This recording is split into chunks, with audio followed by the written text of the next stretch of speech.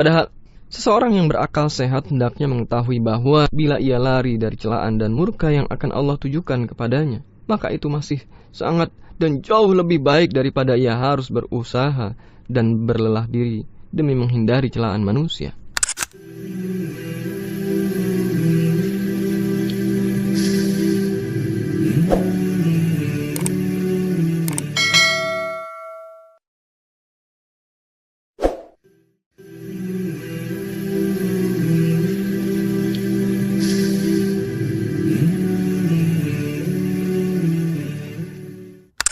Assalamualaikum warahmatullahi wabarakatuh. Alhamdulillahi wassalatu wassalamu ala rasulillah wa ala alihi wa sahbihi wa man walah, amma ba'd. Pendengar rahimakumullah, ikhlas merupakan akhlak mulia yang harus dimiliki oleh setiap muslim, baik laki-laki maupun perempuan. Dengan ikhlas, amal seseorang akan diterima di sisi Allah Subhanahu wa ta'ala, karena keikhlasan itu sendiri merupakan syarat dari diterimanya amal seorang hamba. Lalu bagaimanakah cara untuk menggapai keikhlasan tersebut? Menggapai keikhlasan dalam tindakan maupun dalam perkataan merupakan suatu cita-cita mulia bagi seorang mukmin. Inilah yang sering disinggung sebagai tujuan akhir. Berangkat dari kemuliaan ini, kita akan membahas mengenai cara mencapai tujuan akhir, yaitu dengan keikhlasan. Dan berikut adalah beberapa cara untuk menggapai keikhlasan.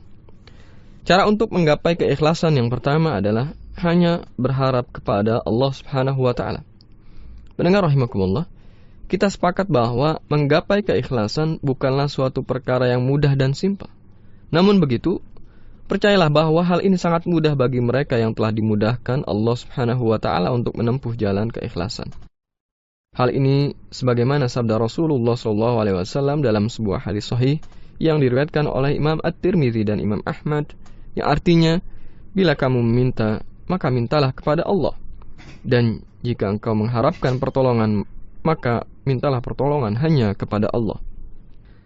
Oleh karena itu pendengar, seharusnya kita meminta kepada Allah Subhanahu wa ta'ala agar Dia berkenan untuk menanamkan rasa ikhlas di hati kita semua dan menjauhkan diri kita semua dari sifat riya.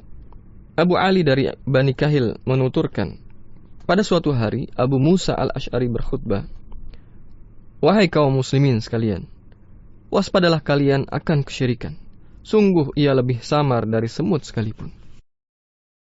Kemudian Abdullah bin Hazan dan Qais bin al-Mudharib menghampiri Abu Musa al-Asy'ari radhiyallahu an seraya berkata, "Demi Allah, kamu akan meneruskan pembicaraanmu atau kita akan menghadap Umar bersama-sama, dengan atau tanpa izinmu?" Abu Musa al-Asy'ari lalu menjawab, "Tidak, tetapi aku akan terus meneruskan pembicaraanku tadi. Karena suatu hari Rasulullah SAW pernah berkhutbah dan berpesan kepada kami, wahai manusia, hindarilah kesyirikan, karena ia lebih samar daripada seekor semut." Abu Musa berkata, "Bila ada salah seorang dari kalian bertanya, bagaimana kami dapat menghindarinya, sedangkan ia lebih samar daripada seekor semut, wahai Rasulullah?" Jawaban atas hal itu adalah sebagai berikut.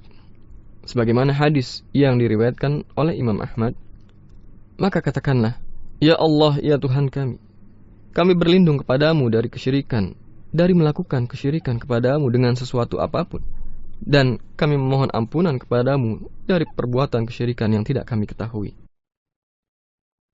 Kemudian pendengar, cara kedua untuk memperoleh keikhlasan adalah mengetahui buah dari keikhlasan serta bahaya perbuatan riya dan akibatnya.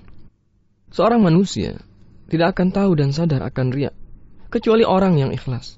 Orang yang kembali kepada Allah harus mengetahui esensi keikhlasan, fadilah dan keutamaan, buah dan hasilnya, kedudukan ikhlas di mata Islam, dan apa yang terlihat dari luar berupa keikhlasan tapi tidak secara realitas.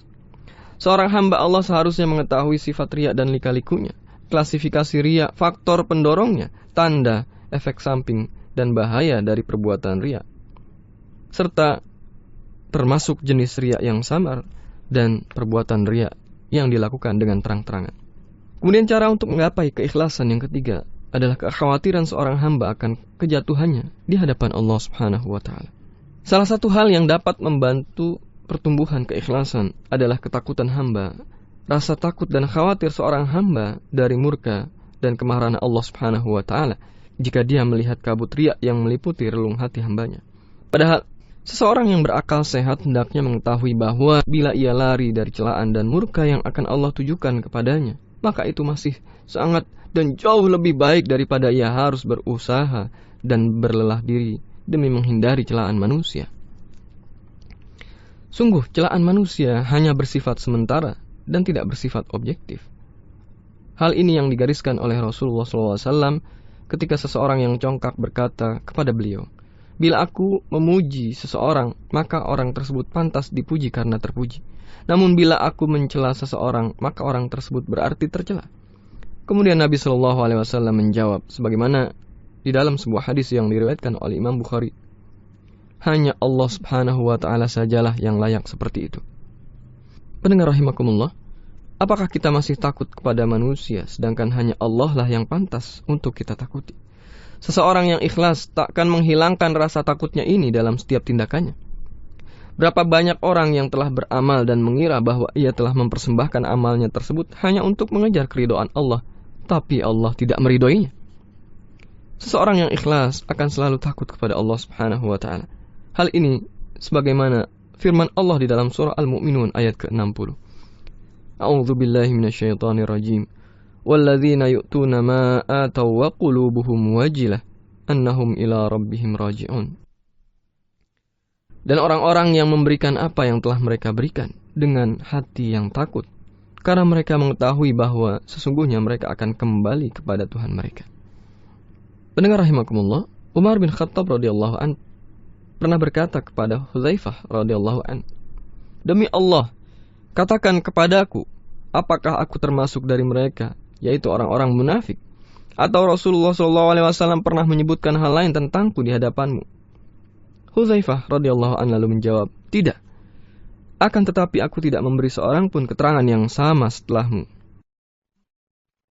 Abu Darda radhiyallahu anhu pernah berkata, "Ya Allah, ya Tuhanku, aku berlindung kepadamu dari kekhusyuan munafik." Mereka berkata, "Apa yang kamu maksudkan dengan kekhusyuan menjadi munafik?"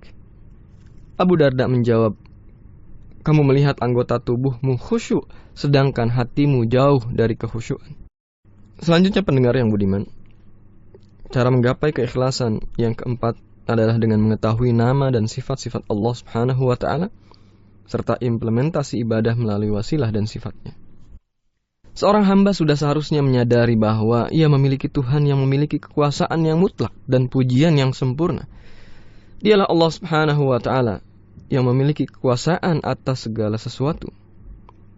Hati seluruh makhluk bermuara kepadanya. Hal gaib adalah nyata baginya dan rahasia adalah hal yang sangat jelas baginya. Dia maha mengetahui apa yang telah terjadi, apa yang tengah terjadi dan apa yang akan terjadi. Dia maha mengetahui segala apa yang dirahasiakan dan disembunyikan oleh makhluknya. Hal ini sebagaimana firman Allah Subhanahu wa Ta'ala dalam surah Al-Mulk ayat ke-13, "Wa asirru qawlakum aw ijharu bih, innahu alimum bidzatis sudur." Rahasiakanlah perkataan kalian atau tampakkanlah, sungguh dia maha mengetahui segala isi hati. Amr bin Abdul Qais menuturkan, "Aku tidak bertafakur terhadap sesuatu pun kecuali aku merasa Allah Subhanahu wa Ta'ala jualah yang lebih dekat kepadanya daripada aku." Pendengar rahimakumullah, hal lain yang juga dapat membantu keikhlasan adalah upaya seorang hamba untuk mengetahui keagungan kerajaan Sang Maha Diraja dari seluruh raja dan meyakini bahwa seluruh hati makhluknya berada dalam kekuasaannya. Hanya dialah sendiri yang merencanakan dan mengatur kerajaannya. Dialah yang patut melarang serta berhak memuliakan dan menjatuhkan siapa saja yang dia kehendaki. Dialah pula yang maha membolak-balikan hati para hambanya. Pendengar yang budiman, dimanapun Anda saat ini berada, demikianlah pembahasan kita di kesempatan kali ini mengenai cara menggapai keikhlasan. Insya Allah pembahasan akan kita lanjutkan pada edisi selanjutnya. Semoga bermanfaat. Wallahu a'lam.